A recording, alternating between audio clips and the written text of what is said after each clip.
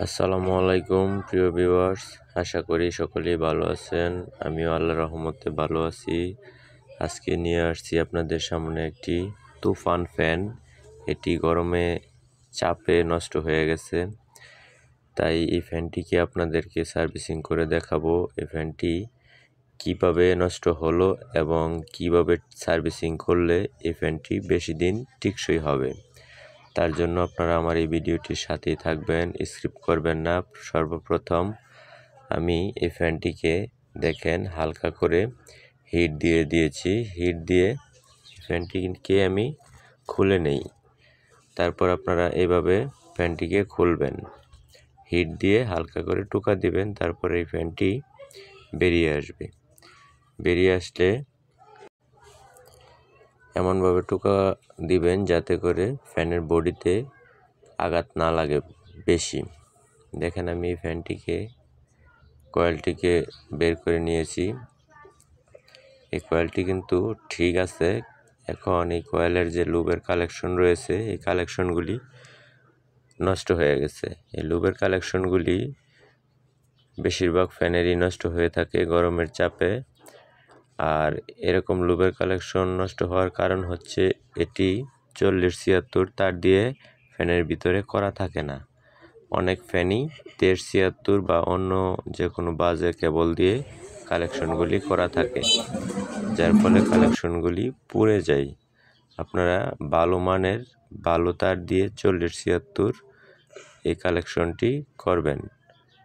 আর লক্ষ্য করবেন আপনারা যে টিউবটি ব্যবহার করেন, টিউবটি যেন ভালো মানের টিউব হয়, তাহলে এই ফ্যানটি কালেকশন করার পরও নষ্ট হবে না। আমি দেখেন এটার মাঝে 3 নাম্বার টিউব ব্যবহার করতেছি। এই 3 নাম্বার টিউব কিন্তু খুবই ভালো এবং পলি কেবল। এটি হিটপ্রুফ টিউব। এই টিউবটি ব্যবহার করার পূর্বে আমি এই টিউবের নিচ দিয়া ফাইবার লাগিয়ে দিব, যাতে করে কয়েল হিট হলেও টিউবগুলির মাঝে হিটটা না পৌঁছাতে পারে। এভাবে আপনারা যদি কাজ করেন তাহলে কালেকশনটি খুবই সুন্দর হবে। আমি এই ফ্যানের কালেকশনটি করে আপনাদেরকে দেখাচ্ছি, যাতে আপনারা যে কোনো ফ্যানের কালেকশন করার সময় একটু ভেবেচিন্তে কালেকশনগুলি করেন, যাতে প্রথমবারের মতো দ্বিতীয়বার আর এই কালেকশন নষ্ট না হয়।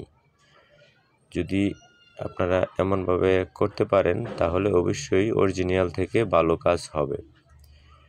তারপর আমি এই টিউবটিকে কালেকশন করার পর সোল্ডারিং তো করবই, এটাকে কেবল ট্রাই দিয়ে আটকিয়ে দিয়েছি। কেবল ট্রাই দিয়ে আটকিয়ে এটাকে সুতা দিয়ে বেঁধে শক্ত করে হার্ড গাম ব্যবহার করেছি, যাতে করে এই গামগুলি লড়াচড়া না করতে পারে।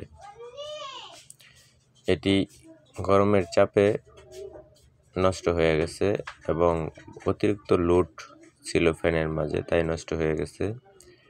এখন তো গরমের দিন চলে আসছে, তাই এই ধরনের কাজের ভিডিওগুলি দেই। আর অনেক ভাই হয়তো ভিডিওটি স্কিপ করে চলে যাবেন, কিন্তু স্কিপ করে চলে যাবেন না। যদি আমার সাবস্ক্রাইবার বন্ধুরা থাকেন তাহলে এই ভিডিওটি সম্পূর্ণ দেখবেন। যার কাছে ভালো লাগে সে তো অবশ্যই দেখবে এবং আমার মতো লক্ষ্য করবেন বা চেষ্টা করবেন যাতে আপনারা এই কাজগুলি সুন্দরভাবে করতে পারেন।